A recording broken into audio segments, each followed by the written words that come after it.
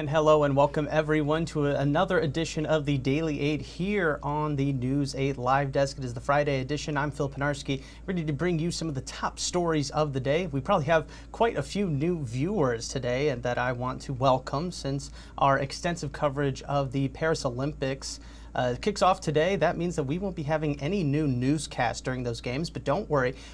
That's why you can count on the Daily 8 on the News 8 Live Desk to bring you all of your news at noon, just in case you want to stay up to date on everything going on in and around West Michigan. And of course, remember to always head on over to woodtv.com where you can find a full replay of each and every Daily 8 during the week. In case you have to step away or you miss one of the episodes, you can still get caught up before our evening newscast. So I want to again thank everybody for being here for this first one again, and let's get started with our first story. And of course, we have to start off in Paris as the Olympics get started. Yes, the opening ceremony is set to kick off in about an hour and a half, and then the events actually get started shortly thereafter. Of course, you can find all of the games and events on NBC and Peacock, but you can also stay up to date on everything, especially all of the Michigan-based athletes competing with us here at News 8. Sports Director Jack Doles is actually in Paris right now, and he'll be bringing us, again, extensive coverage of everything you need to know regarding the games. So if you want to be as immersed as possible in the games without having to travel to Paris, you can find everything you need, as always, on woodtv.com. And speaking of the games, yesterday a group of seniors at the Michigan Veteran Homes in Grand Rapids got the chance to feel like some of the athletes competing. The community held a competition for its residents yesterday to help build up that excitement. They got to try their hand at synchronized swimming, but also had some more fun events, like trying to see who's fastest at filling a bucket of water by wringing out sponges. It looked like a lot of fun just watching, and the seniors themselves probably had even more fun doing them. And this is a perfect segue to remind everyone that here at News 8, we also got in on the Olympic fun with the first ever octathlon. 6 of our anchors competed in 8 different events to see who came out on top. We've been releasing a new event each and every day since last Friday, and today's episode was the finale. That means all 8 events are now posted, and you can watch all of them right now on woodtv.com. It was a fierce competition, and we also announced the winner earlier today. Storm Team 8 meteorologist Blake Harms is your winner, and after watching his performance, it's pretty clear to see why. A $1,000 check will be donated to Special Olympics Michigan in Blake's name, and he also gets to keep the Golden Eiffel Tower used in the octathlon. Way to go, Blake.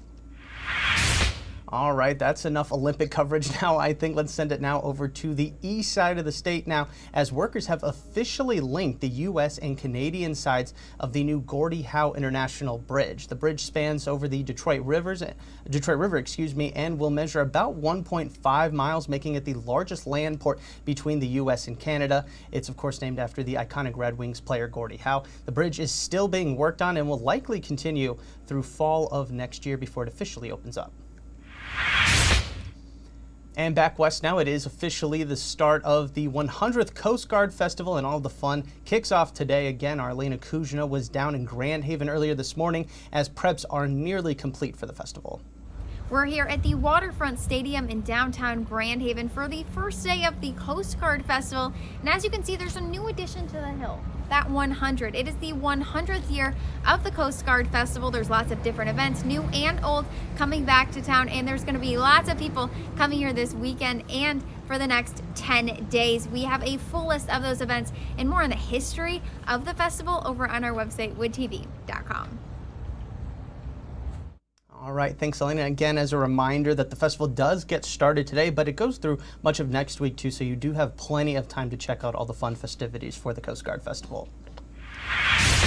And something else people can get excited about. I know we're a few months away from Christmas time, but that doesn't mean we can't start thinking about the return of the Grand Rapids Christkindl Market. Last year was the first time the city hosted one of these markets, and it was a huge success, so much so that this year's market will be more than double in size. This time around, there will be more food options, knickknacks, and presents to check out, but there will also be that same amount of Christmas fun to be had. The event kicks off at the Grand Rapids Downtown Market on November 15th and will go until December 23rd.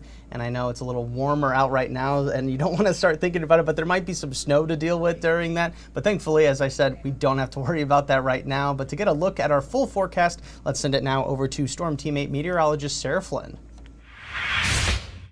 sunshine continues for our Friday. A live look over Allendale right now. Those winds will be calm this afternoon, coming from the southeast at about 5 to 10 miles per hour, and high temperatures topping off in those low to mid 80s. Luckily, it will feel that way. Our humidity certainly won't be a factor today. Tonight, cool as well. Lows dipping into the upper 50s for really one last time in the week ahead. Believe it or not, today will be one of the coolest days of the upcoming 8-day forecast. We are tracking warmer temperatures into the weekend. Showers and thunderstorms arriving as soon as Sunday evening, and really the warm air sticking around through early August. The next 24 hours are quiet, but you will see those winds shift. They'll be coming from the south at about 5 to 10 miles per hour. That'll start to pull in a little bit of cloud cover for your Sunday, but also again the chance for some showers and thunderstorms. Still though warmer this weekend, 85 on Saturday up to 89 on Sunday, and we'll start to feel the impacts of that humidity on Sunday with feels like temperatures likely in the mid 90s.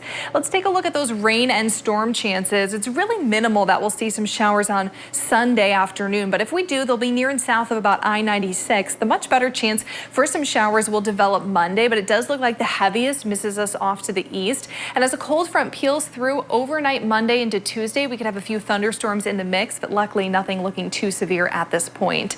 Your overall temperature outlook, as mentioned, stays warm. A good probability that much of the country will see above average highs for that first week of August, and you'll certainly see that in our 8-day forecast. 82 is your high today, 85 into Saturday. More cloud cover into Sunday as the chance for showers and thunderstorms develops at night. That'll carry through Tuesday. We'll have a little bit of a dry break in the middle of the week before those rain chances return Thursday and Friday. And again, lots of upper 80s popping into the forecast with those feels like temperatures in the mid 90s.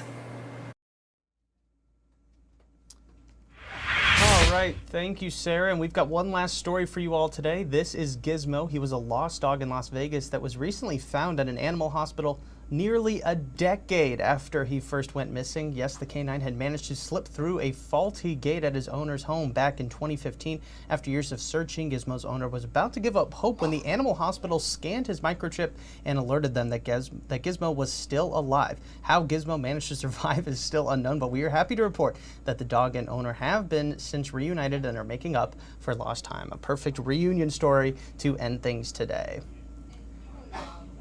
And of course, before we go, one last reminder that, again, because of the Olympics, we will not be having any new newscasts throughout the duration of the games. But again, you can find all of the latest happenings in and around West Michigan at noon here on the Daily 8 as part of the News 8 live desk. So we'll be bringing you all of the latest news every weekday during the span of the Olympics. I want to thank everybody who tuned in and who plans on watching the rest of these in this latest edition of the Daily 8. I'm Phil Penarski, hoping that you have a great rest of your day and a pretty great weekend as well. And we'll see you again on Monday.